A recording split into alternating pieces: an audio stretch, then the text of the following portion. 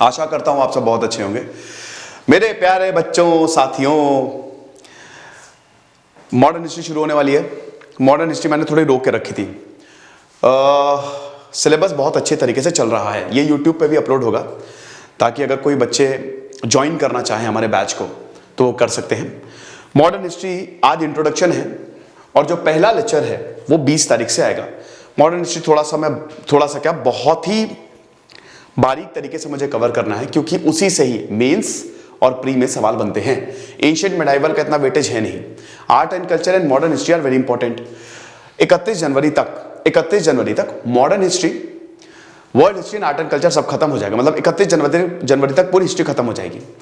मैं आपको थोड़ा सा अपने यूपीएससी कोर्स के बारे में बता देता हूं, ठीक है। जो बच्चे ऑलरेडी कोर्स में एनरोल्ड हैं वो इसको स्किप कर सकते हैं। देखिए, हमारा जो यूपीएससी कोर्स है, ठीक है, ये हमने 1 साल, 2 साल और 3 साल के लिए निकाला है। बहुत ही कम दामों में आपको मैं बता दे रहा हूं कि जो हमारी फैकल्टीज हैं कौन कौन है। मैं आपको बता दे रहा हूं क्या क्या कंप्लीट हो चुका है और क्या क्या कंप्लीट अभी होना है। ऋषि सर हैं, ठीक है, ऋषि सुधांशु पांडे, ये हैं एसडीएम। आरएएस में इन्होंने टॉप किया था। क्या शानदार पढ़ाते हैं। इन्होंने पढ़ाया है एथिक्स कंप्लीट हो चुका है। उसके बाद गवर्नेंस शुरू होने वाला है, कल से शुरू होगा। एथिक्स कंप्लीट हो चुका है, मानसी मैम के लेक्चर बचे हुए हैं। बाकी पूरा का पूरा पोर्शन जो है 90% एथिक्स इज कंप्लीटेड। इसके आंसर राइटिंग सब कुछ खत्म हो चुकी है और आंसर राइटिंग का एक सेपरेट ग्रुप भी है, उसकी भी अभी मैं आपको जानकारी दूंगा। तो ऋषि सर जो हैं उन्होंने एथिक्स पढ़ाया है, गवर्नेंस पढ़ाया है और ऋषि सर और भी लेक्चर्स जो हैं वो लेंगे। यूट्यूब पे भी लेक्चर्स लेते हैं, आपको पता ही है। फिर उसके बाद हमारे दूसरी फैकल्टी जो हैं वो हैं प्रशांत मिश्रा।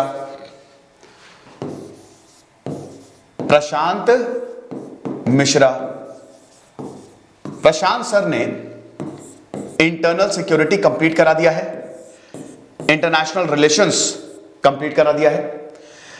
अभी सोसाइटी वो बहुत जल्द कंप्लीट करा देंगे।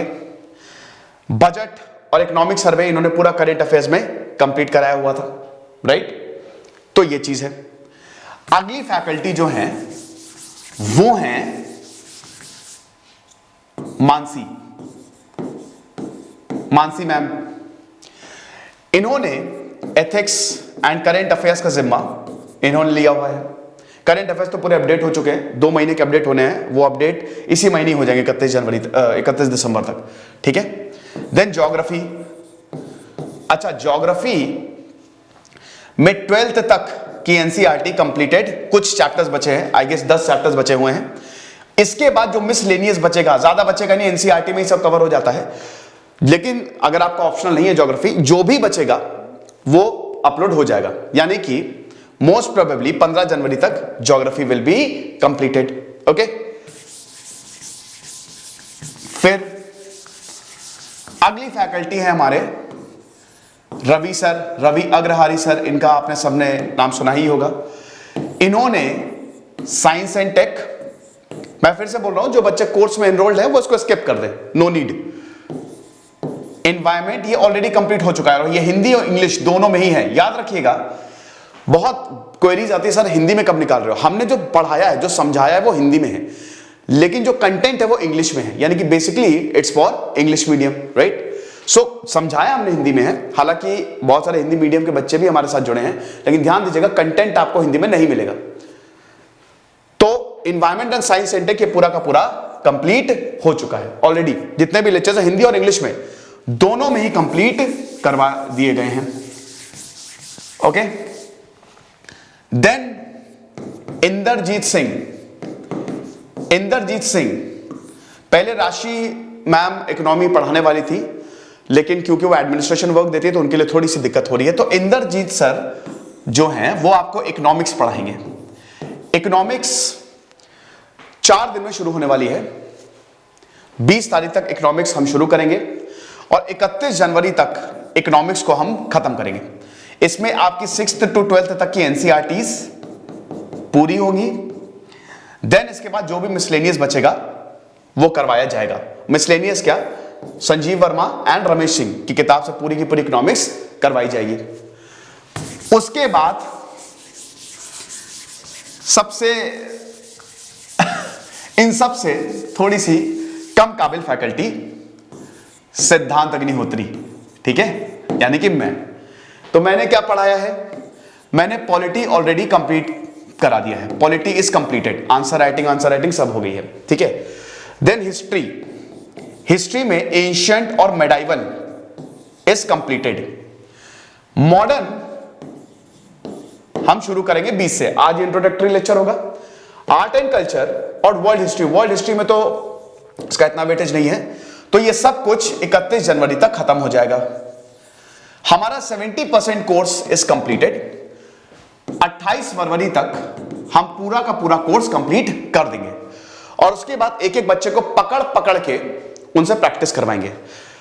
अब ये तो बात हुई जो हम दे रहे हैं यूपीएससी में और जो अभी तक कंप्लीट हो गया है, क्योंकि बहुत बच्चे लगातार सवाल पूछते रहते हैं, कॉल करके पूछते हैं जो व्हाट्सएप, तो ये चीज क्लियर नहीं है। याद रखिएगा ये बैचेस हैं और जब भी आप कोर्स लेंगे तब आपकी वैलिडिटी जो है वो शुरू होगी। एनसीईआरटीज हिस्ट्री, पॉलिटी, ज्योग्राफी की कंप्लीट हो चुकी है, इकोनॉमिक्स और साइंस की अब आएगी, ठीक है, ये चीज है। इकोनॉमिक्स की एनसीईआरटी भाई 20 तारीख से शुरू होगी। और याद रखिएगा कि अगर कोई यूपीएससी फाउंडेशन कोर्स ले तो सब इसमें included, NCERT and everything is included. Essay writing जो है वो गवर्नेंस के बाद शुरू होगी, जनवरी से एसे राइटिंग जो है, एसे राइटिंग को वैसे भी हम थोड़ा लेट ही शुरू करेंगे ताकि पूरा सिलेबस कवर हो जाए और आपको एक अच्छा आइडिया मिल जाए। करंट अफेयर्स पिछले 15 महीनों के पूरे अपडेट हो चुके हैं। अगस्त तक अपडेटेड है, सितंबर के अभी मैंने इकोनॉमिक्स के अपडेट किए थे, ठीक है। देखिए करंट अफेयर्स मैं पढ़ा रहा हूं और मानसी मैम पढ़ा रही है। मैं पढ़ा रहा हूं हिस्ट्री, मतलब हिस्ट्री नहीं, art and culture, polity, governance, international relations, ये मैं कवर करा रहा हूं। बाकी disaster management, environment, science and tech, ये मानसी मैम कवर करवा रही है, ठीक है। तो अब अगर हम बात करते हैं करंट अफेयर्स की, तो ये सितंबर तक अपडेट हो गए हैं, 31 दिसंबर तक, ये दिसंबर तक नहीं, नवंबर तक अपडेट हो जाएंगे। मंथली हम करंट अफेयर्स जो है वो अपडेट करते हैं। टेलीग्राम का एक पर्सनल ग्रुप है जो आपको ज्वाइन करवाया जाएगा, आंसर राइटिंग ग्रुप है और किसी भी फैकल्टी से आप बिल्कुल सवाल पूछ सकते हैं। हो सकता है जैसे आपने सुबह सवाल पूछा तो शाम में हमने आंसर दिया, मैंने तो वैसे भी जो नंबर मांगता है, जो भी इस पेड ग्रुप में एडेड है उनको मैं खुद ही और सारी फैकल्टीज को बोला कि आप भी नंबर दे दो ताकि वो 1-to-1 बात कर सके, क्योंकि सब ऑनलाइन है। देखिए हमारी कोशिश ये है कि हर एक बच्चा जो भी ज्वाइन हो रहे हैं, अभी 500 प्लस बच्चे एनरोल्ड हैं, तो जो भी बच्चे ज्वाइन हो रहे हैं हम यही चाहते हैं कि वो यूपीएससी निकालें, सबके सब जो भी हैं। हम चाहते हैं कि यूपीएससी, क्योंकि अगर आप लोग क्रैक नहीं करोगे यूपीएससी तो हम आगे कैसे बढ़ेंगे, तभी तो हमारा भाई एक टीचर की जो सफलता है वो उसके बच्चों में, उसके स्टूडेंट्स में है। तो इसीलिए हम खुद भी चाह रहे हैं और फरवरी तक सब कुछ कंप्लीट हो जाएगा, उसके बाद हम 20 गुना ज्यादा मेहनत बढ़ा देंगे। आप सबके मतलब पर्सनली सबको बैठाल को, जो होता नहीं कि अगर नहीं है तो स्केल पड़ेगा कि ये करके क्यों नहीं है, इस तरीके का हिसाब किताब होने वाला है। तो टोटल 1000+ घंटे का कंटेंट है और इसका जो कीमत है, अब तो हमने इंस्टॉलमेंट्स भी लगा दिए हैं इस पर, आप इसको इंस्टॉलमेंट्स में भी ले सकते हैं, ठीक है। ये मेरे मतलब हम टीम ने डिसाइड किया था, मैंने कहा यार भाई इंस्टॉलमेंट बहुत ज्यादा जरूरी है, तो इंस्टॉलमेंट्स हमको सबसे पहले करनी पड़ेगी, ओके। तो ये जो सारा का सारा क्वालिटी कंटेंट है ये आपको इतने कम दामों में मिल रहा है जितना आपको कहीं नहीं मिलेगा। मुझसे जब मैंने शुरुआत में कोर्स लॉन्च किया था तो बहुत थे, उन्होंने बोला कि भाई इसको 50+ या 60,000+ में निकालो, क्योंकि इतना ज़्यादा कंटेंट अगर दे रहे हो और इतना शानदार कंटेंट दे रहे हो तो मेरे ख्याल में ज़्यादा होना चाहिए। लेकिन क्योंकि दोस्तों एक तो शुरुआत थी, दूसरी चीज़ ये है कि मैं क्वालिटी एजुकेशन, मेरा विजन ही यही है कि पूरा का पूरा आपको क्वालिटी एजुकेशन दूं और कम दामों में, ठीक है। तो वो हमेशा ही रहेगा, कोई भी आ जाए, बेस्ट एजुकेटर्स आ जाए, लेकिन रेट नहीं हाइक होंगे, बहुत ज़्यादा नहीं हाइक होंगे, ओके। तो ये बात हुई इसकी पूरा अभी कैसे हम लोग अप्रोच कर रहे हैं। बाकी आंसर राइटिंग, ऐसे राइटिंग वो सब होती रहते हैं, आंसर्स भी आपके चेक होते रहते हैं।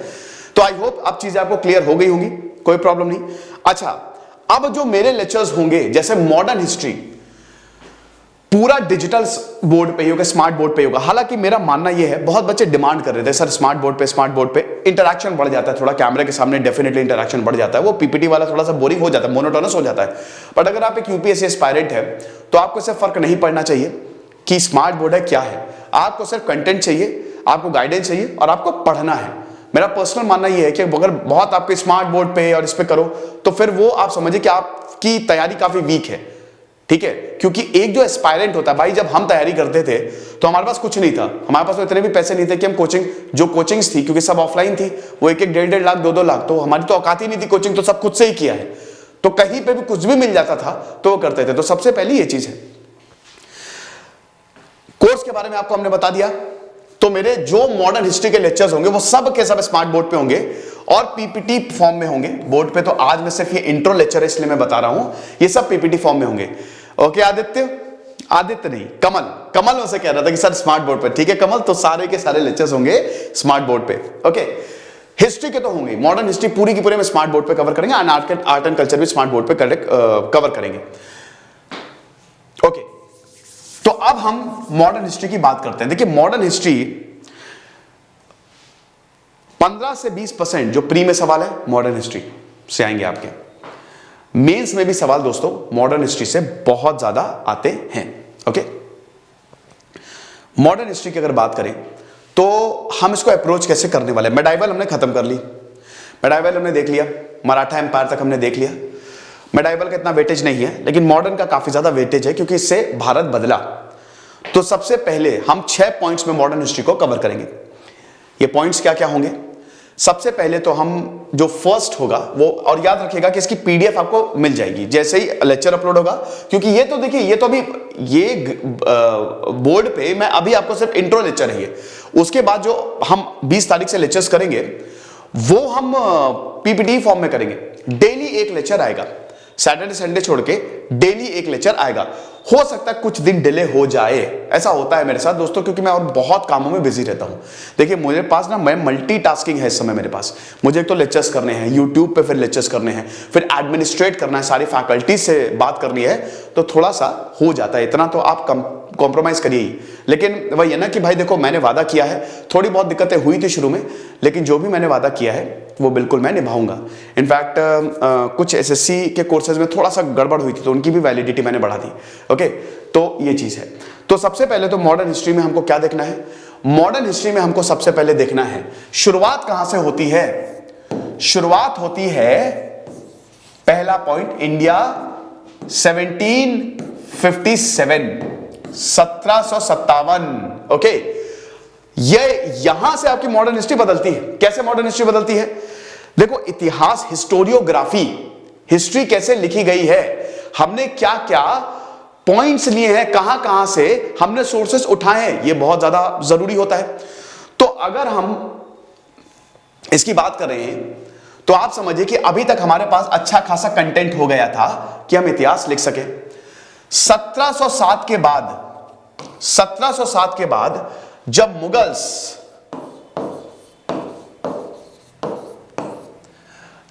डिक्लाइन होना शुरू हुए, क्योंकि औरंगजेब तक तो सब कुछ बढ़िया रहा, लेकिन इसके बाद जब, क्योंकि एफिशिएंट रूलर आए नहीं, रूलर्स इतने वीक थे, इतने इनकॉम्पिटेंट थे कि मुगलों का तो पतन होना ही होना है ना। इसके बाद इनका पतन होना शुरू हुआ, यहां से इतिहास बदल गया। कैसे इतिहास बदला? मराठाओं का उदय हुआ।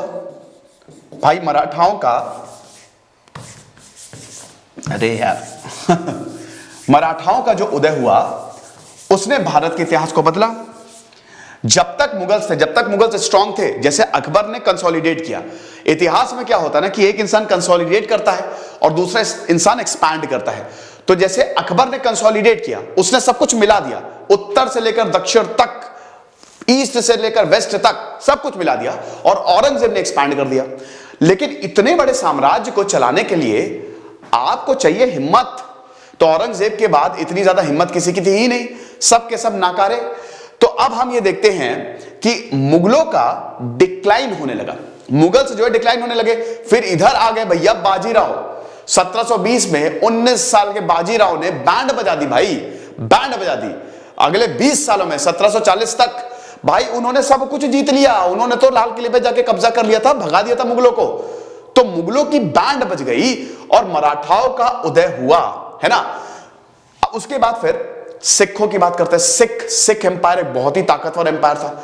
1799 में महाराजा रंजीत सिंह ने सिख एम्पायर को कंसोलिडेट किया और इंडिया का one of the most powerful empire.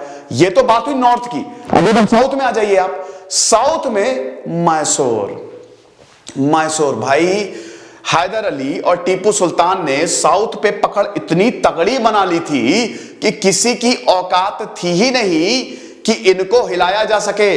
आप समझ रहे हो, हालत खराब कर दी थी भाई। साउथ तो बहुत मुश्किल था, बहुत ही ज्यादा मुश्किल था। फिर इधर अगर आप नॉर्थ ईस्ट साइड में, तो वो राजा महाराजाओं का उधर रूल चल रहा है, सल्तनत। तो एक तरीके से जब मुगल डिक्लाइन हुए, ठीक है, जब मुगलों की ताकत कम हुई तो बहुत सारे इंडिपेंडेंट प्रिंसिपैलिटी जो हैं वो एग्जिस्टेंस में आ गई, है ना। सबने आजादी घोषित कर ली। सिखों के लिए थोड़ा सा मुश्किल रहा क्योंकि मुगलों ने उनको ढूंढ ढूंढ के मारा। बाद में जब सिखों ने अपने आप को रीऑर्गेनाइज किया तो और दिक्कत। लेकिन अब यहां पे एक और चीज होने वाली है भाई। इधर बंगाल में नवाबी आ गई और इधर अवध में नवाबी आ गई, हर जगह, क्योंकि मुगल गए तो इधर भारत में जो इंपॉर्टेंट रीजन्स थे वहां पे अपने राजा आ गए। अब होने वाला है दंगल, क्योंकि अब आने वाले हैं यूरोपियंस।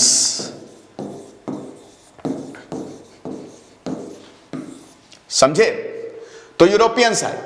अब ये अगला पॉइंट, तो हम सबसे पहले तो इंडिया इन 1757 देखेंगे, ठीक है। अब यूरोपियंस है। अब यूरोपियंस क्या है भाई? जब यूरोपियंस आए, देखिए क्या हुआ था ना कि ऑटोमन एम्पायर जब आया तो रास्ता जो था ना, पहले जमीन से पूरा ट्रेड होता था, सिल्क रूट था, पूरा एशिया से यूरोप को कनेक्ट करता था। लेकिन जब ऑटोमन्स आए तो ये जमीनी रास्ता जो है, वैसे हालांकि इस्लाम के बाद ही ये चीज शुरू हो गई थी, तो जमीनी रास्तों पे उनका कब्जा हो गया। तो अब जो यूरोपियंस बढ़िया बंजारों को कॉन्ट्रैक्ट देते थे कि हाँ भाई तुम हमारी तरफ से ट्रेड करो, वो अनसेफ हो गए। तो अब यूरोपियंस को चाहिए था कि भाई हमको एक ऐसा रास्ता चाहिए जो काफी ज्यादा सेफ हो, क्योंकि अगर हम रास्ते से गए, हम जमीनी रास्ते से गए तो हमारा काम तमाम। तो समुद्र से शुरू हुआ। देखिए भारत उस समय सोने की चिड़िया था। 33%, पूरी दुनिया का 33% जीडीपी तो भारत की थी, तो सोने की चिड़िया था भारत। तो अब होता यह है कि यूरोपियंस ने, पुर्तगालियों ने सबसे पहले बोला भारत को ढूंढो और समुद्री रास्ते से जाओ। तो वास्को डगामा 1498 में कैलिकट है। अब वास्को डगामा ने, जो ये वास्को डगामा किसका मामा, जिसने ये रास्ता खोजा, दरवाजा मिल गया। सब के सब यूरोप, जितने भी यूरोपियंस थे वो इनका पीछा करते करते भारत, क्योंकि भारत मैंने बताया ना भाई, देखो भारत, दो तीन चीजें हैं भारत क्यों यूरोपियंस चाहते थे। पहली बात तो भारत एक ब्लेस्ड नेशन है ना। भारत में हर तरीके की खेती आपको मिलेगी। ब्रिटिशर ने भारत को चूस लिया था। 33% हमारी जीडीपी थी, जब ब्रिटिशर छोड़ के गए तो वो जीडीपी हमारी नेगेटिव में चली गई थी, है ना, नेगेटिव में चली गई थी। तो बहुत बुरी हालत कर दी थी ब्रिटिशर्स ने। तो सबसे पहले तो अब वो कैसे हुआ, क्योंकि भारत एक बेस्ट, यहाँ पे खेती बहुत बढ़िया, यहाँ पे पोर्ट्स हैं, यहाँ पे बारिश होती है भाई। ज्योग्राफी में बताया था ना 6 फिजियोलॉजिकल डिवीजन जो है भारत के, तो एक तरीके से। दूसरा, भारत बहुत ही स्ट्रैटेजिक है ना। यहां पे आप इधर साउथ एशिया को कंट्रोल कर सकते हैं। आपको तीनों अरेबियन सी का एक्सेस, आपको इंडियन ओशन का एक्सेस है, बे ऑफ बंगाल का एक्सेस है। होता, मैंने आपको बताया था कि होता क्या था ना कि बंगाल और गुजरात ये दो बड़े जरूरी थे किसी भी सुल्तान के लिए। जब दिल्ली सल्तनत आई, और हमेशा यहां पे प्रॉब्लम होती थी, ये बंगाल है, ठीक है, और ये गुजरात है, ओके। तो अब ये बंगाल जो है, बंगाल इधर साउथ, ये जो है ना साउथ ईस्ट एशिया से, यहां पे सब मसाले वसाले सब आते थे।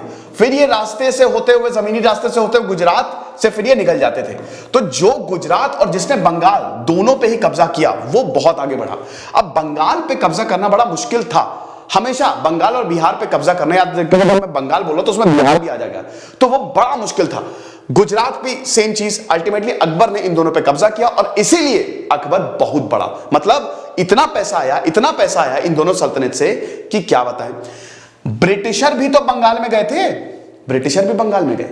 अब जब ब्रिटिशर बंगाल में गए, उनकी किस्मत खुल गई। अभी मैं आपको बताऊंगा, समझ गए। तो ये चीज थी। तो आप समझिए कि भारत यूरोपियंस के लिए बड़ा इंपॉर्टेंट रहा है ना। तो अब एक तरीके से यूरोपियंस को दरवाजा मिल गया। तो एक के बाद एक, पुर्तगालियों के बाद एक यूरोपियन नेशंस आने लगे। अब पुर्तगाली आए सबसे पहले थे, लेकिन वो एक ही जगह पे सिमट के रह गए, है ना, क्योंकि ब्रिटिशर ने उनको धमका दिया, बोले वहीं पे रहना, आगे बढ़ोगे तो कूट देंगे तुमको। तो ऐसा इतना बम मारेंगे कि पूरा इलाका धुआं धुआं हो जाएगा। हजरात हजरात हजरात, क्या बात है। अब उसके बाद सेकेंड पॉइंट है, जो हम सेकेंड पॉइंट देखेंगे इस सीरीज में, मतलब जो मॉडर्न हिस्ट्री जो हम पढ़ेंगे, वो है ब्रिटिश एक्सपेंशन।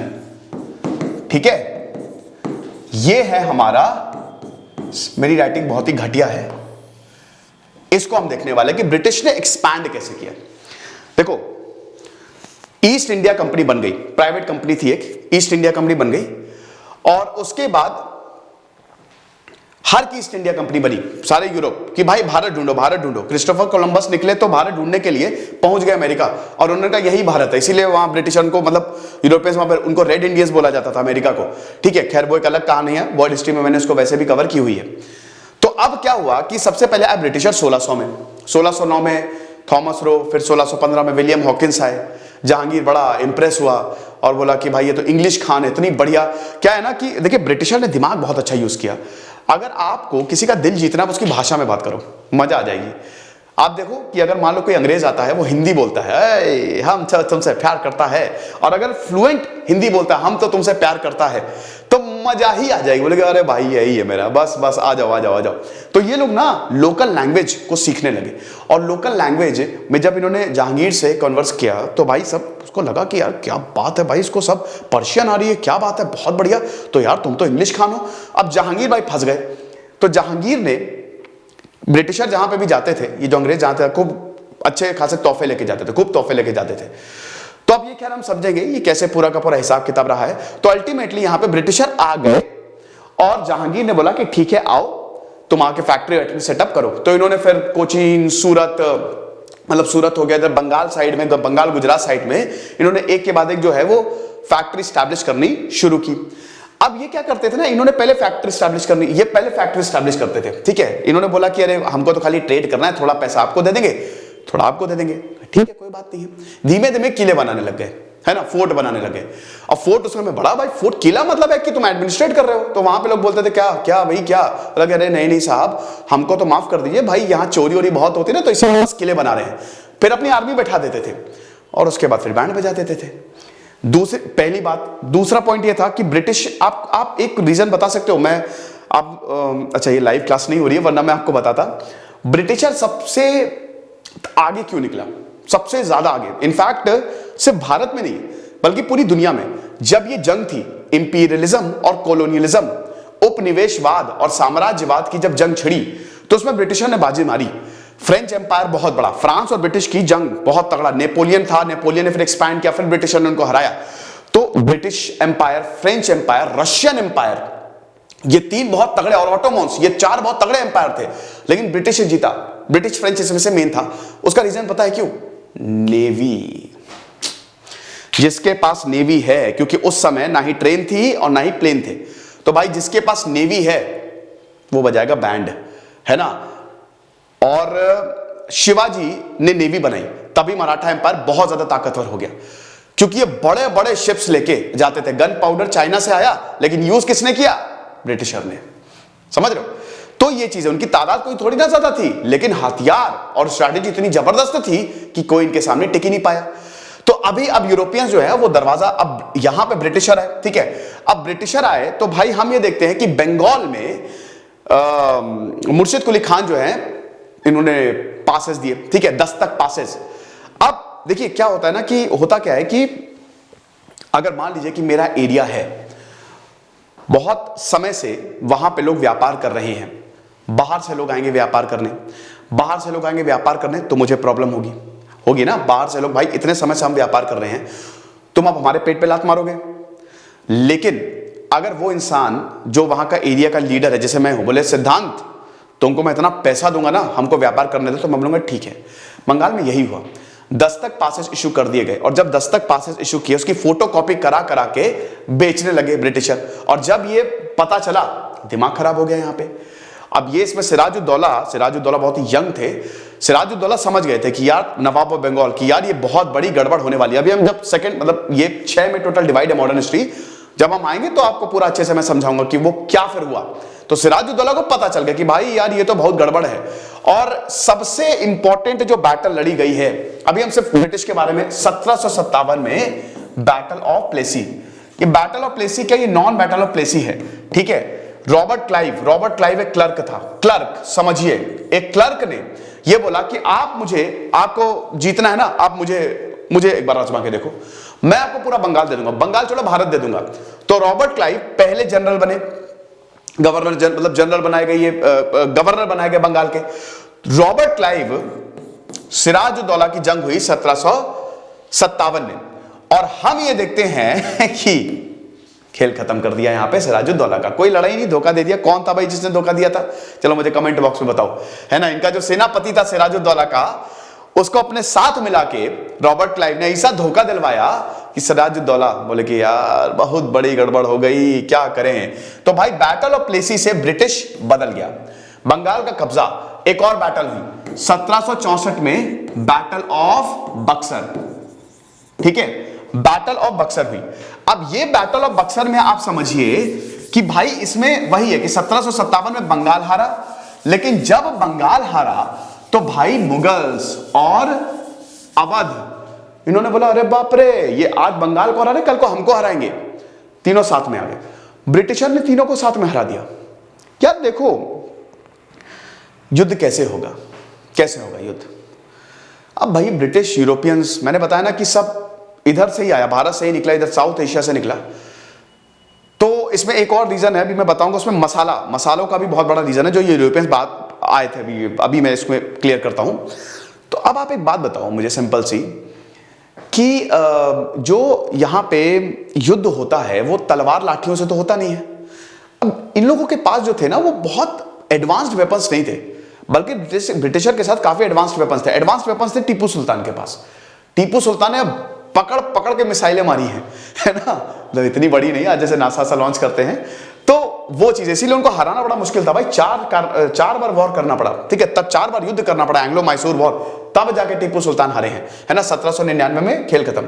ओके, तो ब्रिटिश, तो 1764 में जब ब्रिटिश ने इनको हराया तो बैंड बज गई। अब ब्रिटिश के पास पूरा का पूरा बंगाल आ गया। ध्यान से सुनना बेटा, यहां पे हम सेकंड पे थे ना, ब्रिटिश एक्सपेंशन, ठीक है, मैं बीई लिख दे रहा हूं, ब्रिटिश एक्सपेंशन। अब सुनना, यह वक्त है 1757 से लेकर 1764 तक। इसके बाद इन्होंने एक्सपैंड तगड़े तरीके से किया। बाकी यूरोपियन कंट्रीज का क्या बताते हैं। देखिए, ब्रिटिश आए 1600 में, उसके बाद डैनिश ईस्ट इंडिया कंपनी आई 1616 में। ये सबसे अच्छे थे, हरा दिया इनको। 1759 बैटल ऑफ वडेरा, हार गई है। फिर आया आपके डच ईस्ट इंडिया कंपनी 1605 में, ठीक है, इनको हरा दिया, डच को भी हरा दिया। अच्छा, डच और डेनिश ये क्या था ना, जैसे भारत में ये सब मसालों के लिए आए थे। पूरी दुनिया में मसालों की मांग जो है वो बहुत ज्यादा थी, बहुत ज्यादा। और भारत के जो मसाले थे वो उच्च क्वालिटी के थे, और टेक्सटाइल भी उच्च क्वालिटी का था। जो कॉटन वॉटन था भाई, पूरी दुनिया में क्या बात है। इधर इटली की महारानी जो है, या महाराजा जो है, या ब्रिटेन की महारानी जो है, वो जब पूरा का पूरा कपड़ा पहनती थी तो कपड़े का रॉ मटेरियल मंगवाती थी भारत से। ऐसी इतनी ज्यादा मांग थी। मसाले भारत में तो बहुत अच्छे थे, लेकिन भारत से अच्छे मसाले थे साउथ एशिया में, साउथ ईस्ट एशिया में। इंडोनेशिया हो गया, इधर वियतनाम हो गया, ठीक है, मतलब आज का इंडोनेशिया, वियतनाम, ये जो पूरा का पूरा रीजन है। तो ब्रिटिशर ने इस पे भी बाद में कब्जा किया। अब डच और डैनिश जो है पहले वही गए, ये पहले वही गए कि पहले हम डायरेक्ट भारत नहीं आएंगे, पहले यहां से। अब यहां से मसाला जो है वही भारत ले जाओ, और उसके बाद फिर यूरोप में लेके जाओ। तो समझिए कि एक मसाला बहुत बड़ा रीजन था, जो यूरोपियन कंट्री जो है वो भारत में आए थे। अब यहां पे डच और डैनिश का वो ज्यादा थ्रेट नहीं थे ब्रिटिश के लिए। थ्रेट कौन था? फ्रांस बहुत बड़ा थ्रेट था। 1664 में फ्रांस आया। फ्रेंच ईस्ट इंडिया कंपनी जब तक डुप्लीक्स थे तब तक तो बैंड बजाई, लेकिन जैसे ही डुप्लीक्स गए फ्रांसीसियों का काम खत्म। आप समझे ना। अब हुआ क्या कि यहां पे जैसे पूरी दुनिया में ब्रिटेन और फ्रांस में एक जंग, एक वर्चस्व की जंग थी, ठीक है, कि जीतेगा कौन। तो यहां पे दोस्तों भारत में भी एक जंग छिड़ गई थी। अब ब्रिटेन जो है वो सबसे पहले जब आया तो सबसे पहले गया बंगाल में। ब्रिटेन गया बंगाल में, ब्रिटिश ये गए बंगाल में कि भाई Bengal was highly fertile region, बहुत फर्टाइल था, रिसोर्सफुल रीजन, और सबसे बड़ी बात बे ऑफ बंगाल का एक्सेस, सीधा साउथ एशिया चले जाओ, साउथ ईस्ट एशिया चले जाओ। या फ्रांस जो है ना वो साउथ में अपनी किस्मत को खोज रहा था, साउथ में अपनी किस्मत को खोज रहा था, और यहां पे जो लीडरशिप थी वो भी इफेक्टिव नहीं थी। तो क्योंकि भाई अब देखो British east India company private company थी, फ्रांस की सरकारी कंपनी थी, तो भाई सरकारी काम और प्राइवेट काम में आपको पता ही है क्या दिक्कत। तो अब यहां पे कार्नेटिक वॉर्स हुए, 3 कार्नेटिक वॉर्स हुए, हम एक एक को बहुत अच्छे से समझेंगे। 3 कार्नेटिक वॉर्स हुए और इन कार्नेटिक वॉर्स में फ्रांस हार गया। 1764 आते आते फ्रांस का भी खेल खत्म। यानी कि कौन कौन गया, फिर से कौन कौन गया, ब्रिटिश ने किन किन को हराया, पहले बंगाल को हराया, अवध को हराया, और अब फ्रांस को भी हरा दिया, डच को भी हरा दिया, पुर्तगालियों को धमका दिया, डैनिश को भी भगा दिया। तो बचा कौन, सिर्फ ब्रिटिश। ब्रिटिश ने यूरोपियंस का काम तमाम किया। इसके बाद कौन आया, भाई भारत में तो मराठा थे, मराठाओं को हराना पड़ेगा। तो बाहरी ताकत का काम खत्म, अब अंदर की ताकत को कैसे हराएं। तो अब ब्रिटिशर ने क्या किया, ये बहुत चालाकी से पहले तो युद्ध लड़ते थे, फिर बोलते थे अरे अरे यार कोई बात नहीं, आ जाओ वड़ा पाव खाओ, समोसा खाओ, ट्रीटी साइन करते ना, मस्त ट्रीटी साइन करते थे। पहले युद्ध लड़ा, फिर ट्रीटी साइन की, फिर उसको तोड़ के युद्ध लड़ते थे, फिर ट्रीटी साइन। इतना कमजोर कर देते उस रूलर को कि उसके पास कोई चारा बचता ही नहीं था, अल्टीमेटली वो हार जाता था बहुत ही चालाक तरीके से। तो मराठा एक बहुत बड़ा एम्पायर था, लेकिन मराठाओं का प्रॉब्लम शुरू हुई थर्ड बैटल ऑफ पानीपत 1761 के बाद, है ना। मराठा काफी ज्यादा वीक पड़ गए थे। अगर third battle of Panipat Ahmad Shah Abdali से मराठा जीत जाते तो आप समझिए कि ब्रिटेन का काम उसी वक्त खत्म हो जाता, लेकिन ऐसा हुआ नहीं, वो हार गए और यहां से किस्मत बदली है। ओके, तो सबसे पहले तो मराठा यहां पे 3 एंग्लो मराठा वॉर हुए थे। सबसे पहला हुआ था आपका 1775, ठीक है, से लेकर 1782 तक, इसमें मराठाओं की जीत हुई थी। फिर 1803 से ये दूसरा हुआ था। 1818, आप ये समझिए कि 1818 आते आते मराठाओं का खेल खत्म कर दिया, मराठाओं का खेल खत्म। तो और जो सबसे बड़ी ताकत थी, ठीक है, मराठाओं का खेल खत्म कर दिया। Okay, very good. 1818 में थर्ड बैटल, तो जो मराठा के पास था वो सब इनके पास आ गया। अगला इंपॉर्टेंट कौन था, अगला इंपॉर्टेंट था आपका टीपू सुल्तान, मैसूर। तो टीपू सुल्तान यहां पे 4 युद्ध लड़े। फ्रांस ने टीपू सुल्तान का साथ दिया कि चलो ठीक है, हम यहां पे टीपू सुल्तान के साथ है, क्या पता कुछ आखिरी में हो जाए। और ब्रिटिश ने दोनों को हरा दिया। यहां पे 4 एंग्लो मैसूर वॉर हुए। 1799 में मैसूर, मतलब टीपू सुल्तान को मार दिया गया और मैसूर पे भी फ्रांस को भी भगा दिया और मैसूर पे भी कब्जा हो गया आपका ब्रिटिश का। याद रखिए, भगाया नहीं पूरी तरीके से। पुर्तगाली और जो फ्रांस, पौंडीचेरी, माहे, यनम, करायकाल, वो सब तो फ्रांस के पास थे ही। ओके, तो आप ये समझिए कि यहां पे टीपू सुल्तान का भी काम खत्म हो गया। 4 एंग्लो मैसूर वॉर में भी इनका काम खत्म हो गया। फिर अगले कौन थे, अगले वो थे जो ब्रिटिश को हरा सकते थे। अगले वो थे जो इतने ज्यादा ताकतवर थे कि अगर वो चाहते तो भारत में उन्हीं का ही रूल होता, लेकिन पीछे हट गए। और मुझे नहीं पता ऐसा क्यों किया इन्होंने।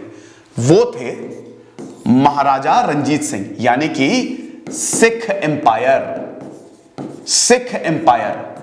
सिख एम्पायर बहुत ताकतवर था। इतनी बड़ी आर्मी, दुनिया की सबसे बड़ी आर्मी थी इनके पास, स्टैंडिंग आर्मी, लेकिन उसके बावजूद ये लड़े ही नहीं। इन्होंने बोला कि झेलम के उस साइड का एरिया तुम्हारा, इस साइड का एरिया मेरा। अब जब महाराज रंजीत सिंह का देहांत हुआ 1739 में, तो हम ये देखते हैं कि फिर तुरंत ब्रिटिशर को 1839 में तुरंत मौका मिला। 2 एंग्लो सिख वॉर हुए और 1848 आते आते ये सिख एम्पायर भी इनके पास से चला गया। 2-3 वॉर तो हमेशा लड़ते ही थे, है ना। ब्रिटिश मानते ही नहीं थे कि पहले इनको खत्म करो और उसके बाद ट्रीटी साइन करो और फिर उस ट्रीटी को तोड़ो, तो मजा आएगी। मजा आया और ये मजा मैं सबको देना चाहता हूं। तो ब्रिटेन जो है ऐसा किया। तो अब अंदर की ताकतों को खत्म किया। बचा कौन? मुगल्स। मुगल तो खाली नाम मात्र के मुगल्स थे। मुगल्स का काम खत्म किया 1857 में। 1857 में बहादुर शाह जफर लास्ट मुगल एम्परर थे। खेल खत्म, पैसा हजम, इनको भेज दिया बर्मा, वहीं पे इनको फांसी पर लटका दिया, गए काम सही है। तो अब भारत में मतलब हर जगह कौन है वो, कहां से आया, ब्रिटिश का बोलबाला होने लगा। तो ये हम देखेंगे बहुत अच्छे से, एक एक चीज को जानेंगे, एक एक इवेंट को जानेंगे जब हम मॉडर्न छुप गया है, जब हम पढ़ेंगे मॉडर्न हिस्ट्री। तो अभी तो खाली इंट्रोडक्शन है। ओके, अब अगला पॉइंट जो है, तीसरा पॉइंट जो है, जो चेंजेस ब्रिटिशर्स लेके आए, चेंजेस इंट्रोड्यूस्ड बाय ब्रिटिशर्स। ये जो चेंजेस लेके आए, अब ये कैसे चेंजेस थे? कभी भी चेंजेस या एडमिनिस्ट्रेशन होता है तो वो एक तो होता है पॉलिटिकल लेवल पे, दिख रहा है ना आपको, मैं ऐसे कर देता हूं इसको, ठीक है, माइंड मैप बनाता हूं, चलो माइंड मैप बनाते हैं हम। ओके, तो सबसे पहले होता है ये, अगर चेंजेस की बात करें, ये होता है आपका पॉलिटिकल लेवल पे, राइट?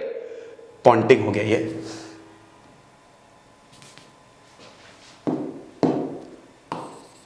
अरे यार हटाओ इसे।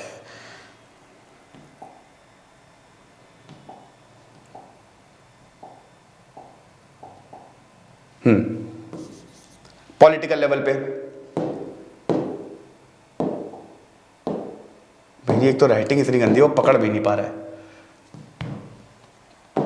हटा ही दो यार।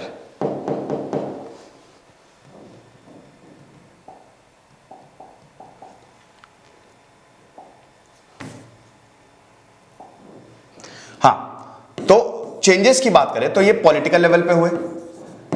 अब इसमें डॉक्ट्रिन ऑफ लैप्स हो गया, सब्सिडियरी अलायंस हो गया, ये सारी जो चीजें हैं वो ब्रिटिशर लेके आए, ठीक है, एक्ट्स लेके आए। हर 20-20 साल में ब्रिटिशर जो है वो एक्ट्स लेके आते थे, ठीक है। बाद में ये 10-10 साल हो गया, पिट्स इंडिया एक्ट हो गया, रेगुलेटिंग एक्ट हो गया, तो वो बड़ी दिक्कत की, बहुत ज्यादा दिक्कत की। एक के बाद एक भारत में चेंजेस आने लगे।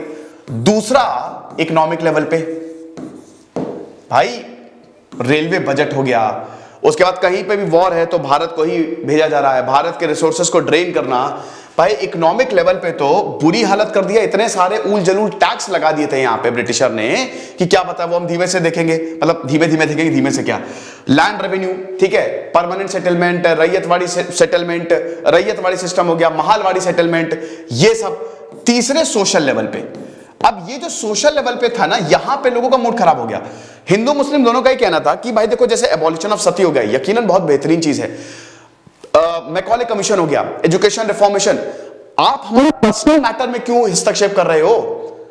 ये चीजें ना बड़ी दिक्कत। तो ये जो चेंजेस लेके आए, इससे प्रॉब्लम होती है। अब ये प्रॉब्लम क्या थी?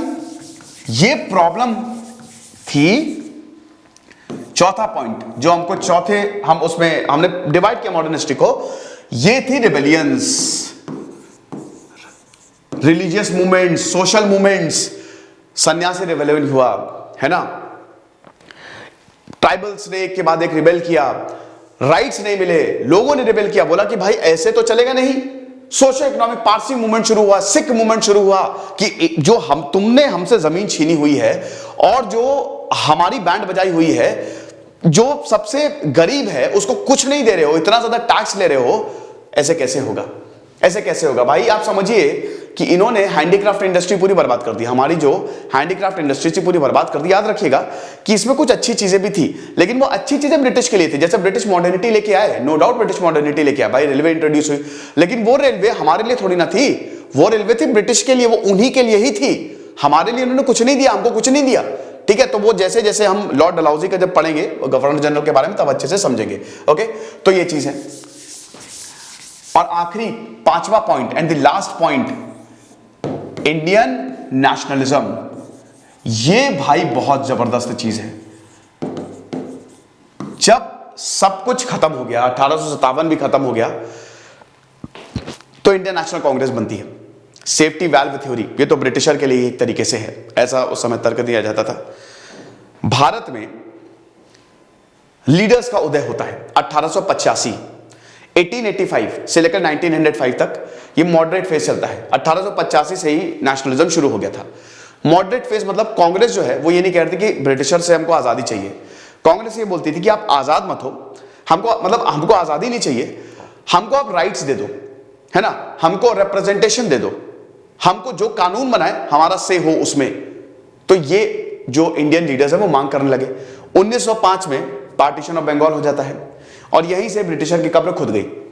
तो पार्टीशन ऑफ बंगाल के बाद हम ये देखते हैं कांग्रेस डिवाइड होगी, एक होगी एक्सट्रीमिस्ट, एक होगी मॉडरेट्स। उसके बाद दोस्तों सब कुछ सही चलता है। रेवोल्यूशनरी फेज शुरू हो गया 1910। अब ये 20 साल तक चलेगा, 1910 से लेकर 1932 तक। गांधी जी आ गए। महात्मा गांधी ने इंडियन पॉलिटिक्स को पूरी तरीके से बदल के रख दिया। गांधी जी ने ब्रिटिशर की इतनी बैंड बजाई, इतना कमजोर कर दिया महात्मा गांधी ने ब्रिटिशर को, कांग्रेस बदल गई। पहले कांग्रेस क्या थी ना, 1885 से लेकर 1905 तक मॉडरेट जो थे ना वो दया याचिका में ज्यादा बिलीव करते थे। उनको लगता था, वो पता नहीं कौन से सपने में थे, उनको लगता था कि ब्रिटिशर ही हमको आजादी दिलाएंगे और ये जितनी भी प्रॉब्लम्स हैं उससे ब्रिटिशर ही हमको निजात दिलाएंगे। लेकिन जब 1909 में मिंटो मॉर्ले रिफॉर्म आया, उनके सारे मंसूबे मतलब जो भी उन्होंने सोचा था सब पे पानी फिर गया, सब दूध का दूध और पानी का पानी हो गया। वो कानून में कुछ भी नहीं था, जो भी मांग रखी थी कांग्रेस ने सब नकार दी गई। समझे आप? तो फिर गांधी जी जब कांग्रेस में आए 1915 के बाद, गांधी जी गोपाल कृष्ण गोखले गांधी जी को खींच के लेके आए, पॉलिटिकल गुरु थे उनके। तो हम ये देखते हैं कि भारत बदल गया। फिर उसके बाद नॉन कॉपरेशन मूवमेंट शुरू होता है 1920 से लेकर 1922 तक चलता है, 1920 से लेकर 22। भाई नॉन कॉपरेशन मूवमेंट के बाद वो भारत ने तेजी पकड़ी है कि अब तो हमको चाहिए आजादी, मर के लेंगे आजादी, लड़के लेंगे आजादी। अभी तक डोमिनियन स्टेटस था, लेकिन 1930 के बाद Purna Swaraj, Swaraj is my birth right and I shall have it. Bhagat Singh इधर बैंड बजाए हुए, इधर गांधी जी बैंड बजाए हुए, ब्रिटिशर को घेरना चालू, तो ब्रिटिशर झुक गया। उसके बाद राउंड टेबल कॉन्फ्रेंसेस जो हैं वो ब्रिटिश ने करनी शुरू की, समझ गए। फिर एक के बाद एक एक्ट लाए ब्रिटिश, और उसके बाद फिर वर्ल्ड वॉर 2 होता है। वर्ल्ड वॉर 2 में इंडिया का स्टांस ऐसा था कि हम ब्रिटिश को सपोर्ट नहीं करेंगे, क्विट इंडिया मूवमेंट चालू होता है। और फाइनली 1945 के बाद ब्रिटिशर को भी यह पता लग गया था कि अब भैया हमसे कुछ भी नहीं हो पाएगा और अब भारत को आजादी देनी पड़ेगी। और 1947 में भारत को फाइनली आजादी मिलती है। तो ये 6 पॉइंट्स हैं, ये 6 पार्ट्स में हम मॉडर्न हिस्ट्री को कवर करेंगे, समझे आप? तो फिर से हम रिवाइज करते हैं। सबसे पहला पॉइंट क्या है, मतलब सबसे पहला पार्ट क्या है? सबसे पहला पार्ट ये है इंडिया इन 1757। नहीं 5 पॉइंट्स में, 6 नहीं, ठीक है, नहीं वैसे 6 ही हैं, अभी मैं उसको बताऊंगा। दूसरा ब्रिटिश एक्सपेंशन,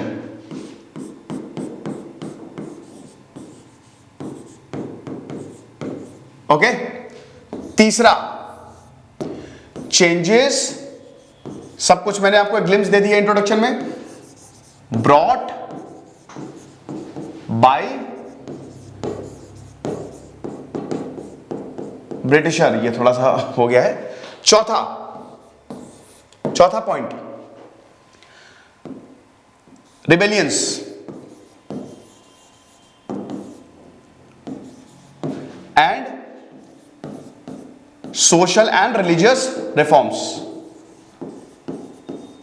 5वां पॉइंट, इसको चाहे तो हम 2 में स्प्लिट करेंगे, rebellions and social religious reforms. 5वां and last point emergence of Indian nationalism.